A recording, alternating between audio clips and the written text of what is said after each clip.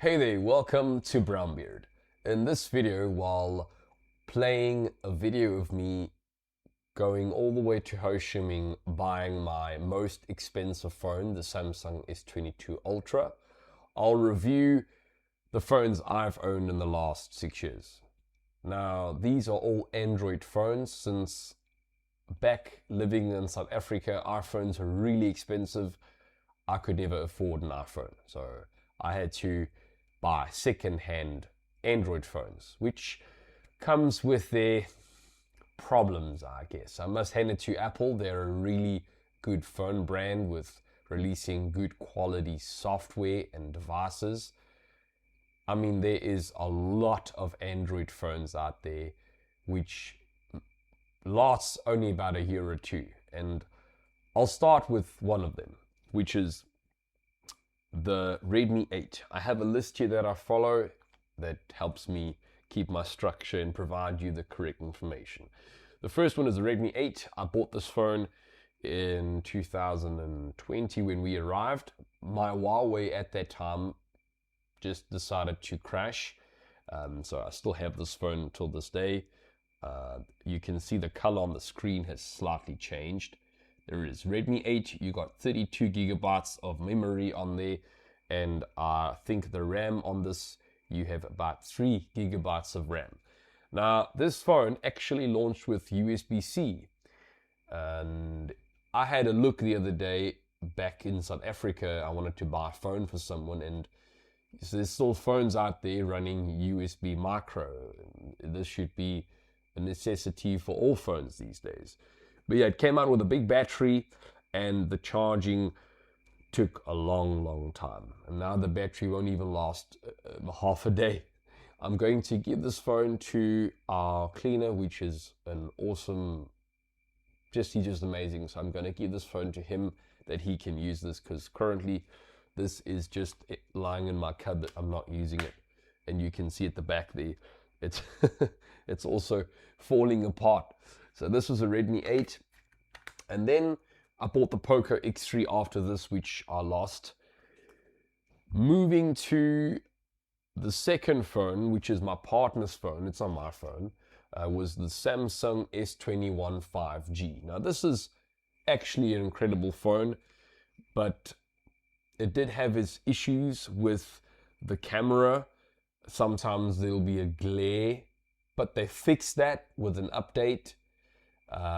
And obviously, as usual, sometimes Samsung has the tendency to get a line on the screen. But yeah, this is still a good phone. I actually filmed with this phone. I filmed our whole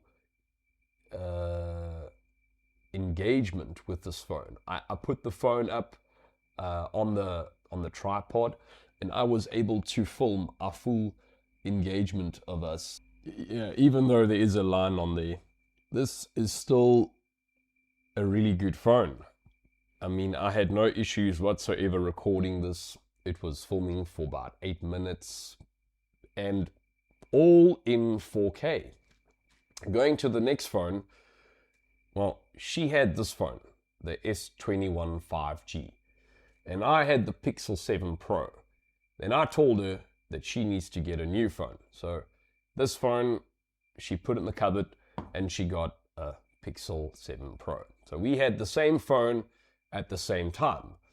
But with the Pixel 7 Pro, we ran into the overheating issue. Whenever I recorded anything for my YouTube channel, this phone was telling me that it was overheating. So I couldn't take any pictures, or mainly video with it. And I think this launched with a 20-watt charger. Let me have a look if I'm correct. Yeah, well, I think it's a 20-watt. So it really took a long time to fully charge. But you can't record anything on this, considering Vietnam is very hot. But even in general, when it's not hot, it's still giving a lot of problems. I had the screen fixed on this one, and I think through that, it just made it worse. It still takes good photos, close-up photos, but it all depends on your taste of photos and your perception of a good photo and what you like, your taste, there's a lot to it than just looking at the quality of the picture and you're going to look at the pixels and all of that. I just don't like Pixel's camera look anymore. It's a little grainy. I used to like it, but not anymore. So Pixel 7 Pro aside. Just to recap, we've got the S21 5G. We've covered the Pixel 7 Pro. And then after that, I decided to get a Huawei P60 Pro. This is it. It's not working because it died on me. I bought this phone secondhand from a guy in Ho Chi Minh, and I think back then it was selling for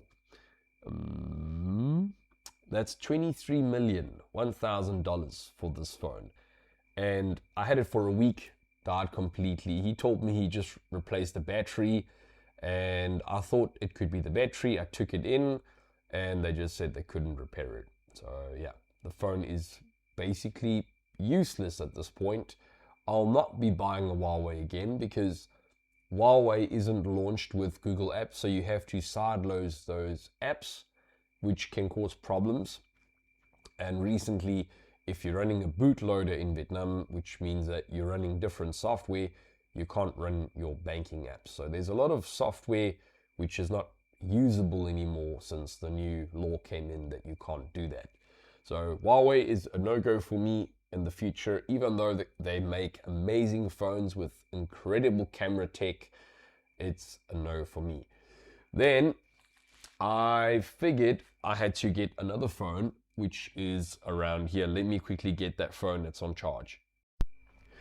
Then I bought another phone to edit my YouTube videos on, which was the Samsung S22 Ultra. I bought this phone with, I think it had one or two lines on the side. So I figured I paid 3 million. And it's about, you can do the calculation. It wasn't, I think it's maybe 1,000 Rand for the phone. I figured I'll buy the phone and one line I can work with. If you have one line like that, you can kind of work with one line. Just one line. But then one line became two lines and two became three, and henceforth now the phone is basically kind of you want to get a headache. You want to get a headache using a phone like that, be my guest.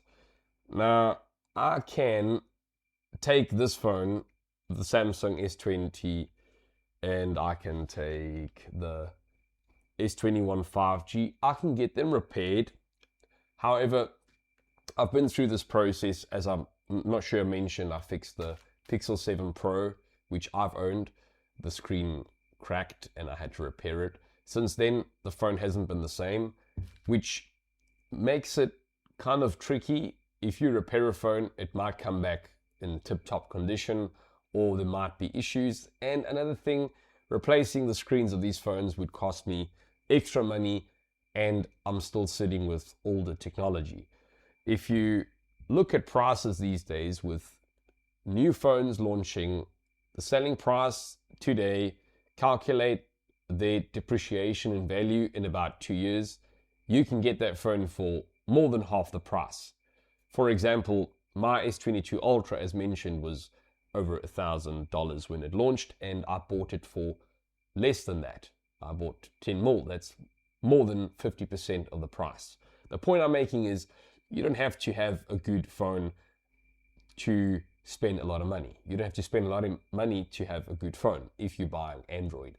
Obviously, if you're buying Apple, that's a different case, but I really think when you are in Vietnam and you are living here or you are traveling here, you can get yourself a good phone from a second-hand store with a warranty that's a reputable store, and voila, you got yourself a good camera, a good phone for not breaking the bank. So that's it for me.